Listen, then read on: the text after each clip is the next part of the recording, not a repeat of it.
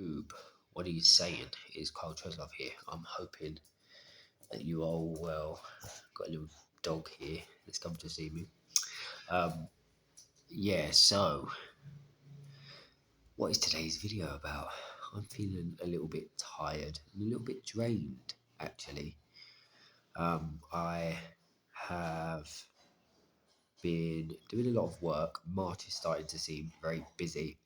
I'm also moving some of my own things and shifting things that I need to shift. So, it's important that in order to do the work, you have to, make sure that you are clean and clear as well. Very important. Um, yeah, I have made videos before on the fact that, nobody is free from the human experience. Nobody. It goes up and down for everybody. And sometimes we feel great, and sometimes we feel terrible, and sometimes we have the most awful, awful, awful experiences.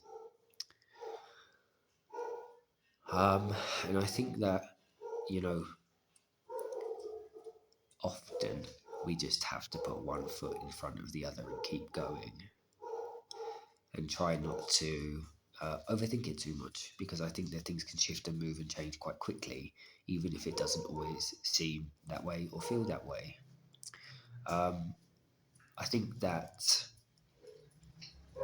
everybody's kind of doing that, really, regardless of whether or not they're aware of it. I think that we're all kind of just navigating with what feels right moment to moment, even if that looks like not having plans or, trying to plan your life 3, 4 years in advance. That's still all part of it, essentially. Hello. What is it? So, yeah, I love animals in general. They're absolutely incredible. I am a vegan myself. And, yeah, the older I get, the more it just makes sense to me that, there's no difference between a dog or a pig or a chicken or a horse or a human. You can see that actually they all have their own little characters and personalities, and they're conscious living beings. So I think that we should probably not eat them. I think that it's definitely possible to exist without eating animals. So yeah, I didn't know that this would be a vegan talk. I did just post a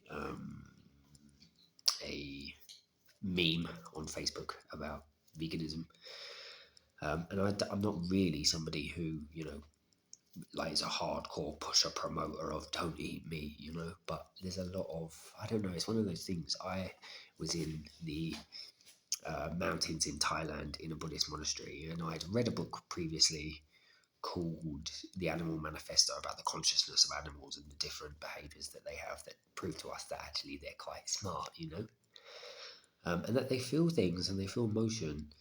Um, so, so yeah, I'd read that book, which had taken me in and out of being, a vegetarian at the time. So I went back and forth and back and forth and back and forth.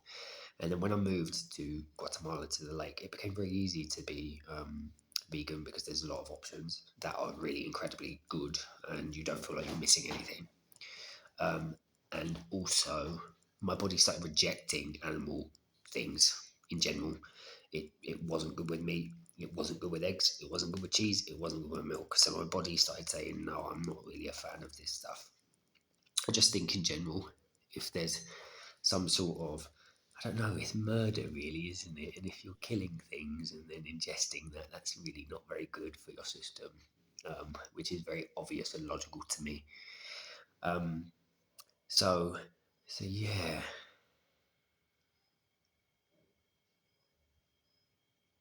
yeah. So maybe that's that for this talk. I didn't know that that was going to be that.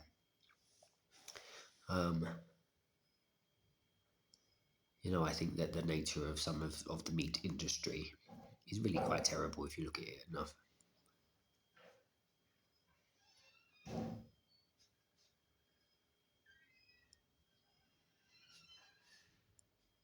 So yeah, I'm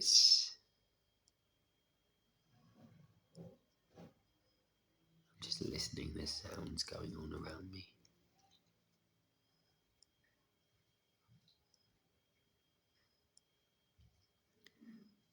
So yeah, I will say this. All is good, all is God, all is love. Until we connect again soon in 8-bit.